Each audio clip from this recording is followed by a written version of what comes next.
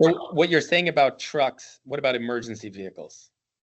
That's a question we get. Right. So, I mean, it's kind of the same question. We have the roundabouts and the Broad Street road diet section are designed to accommodate full 18-wheeler semi-trucks, and emergency vehicles are significantly smaller than that. So, I mean, they will have no trouble navigating these spaces. And there's been some concern about, if there was a fire, let's say like the VFW or something like that, would there be enough space for the fire trucks to be able to do their work, right? And again, we're talking about an 11-foot lane width, a 2-foot shoulder, and a 6-foot bike lane, which can be used in emergency situations by emergency vehicles. So help me with the math on that.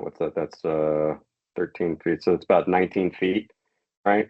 And a fire truck is 8.5 feet wide by statute. So I mean, there's room for 2 of them in that space. So yeah, there's plenty of room. There's plenty of room for emergency vehicles to get through. And again, even these are kind of standard design in Europe. Places like Denmark and the Netherlands, and they often have faster response times than we do in the US. So sure. Yeah, so I mean, it's something that we take seriously and that the town took really seriously. They had a lot of feedback from fire services about this, and this design will not impede emergency vehicles at all. And I think it's important to note that it also will create fewer emergencies in the form of dangerous car accidents. Oh, right. Right. So that response time should be faster given the traffic flow is faster. Right.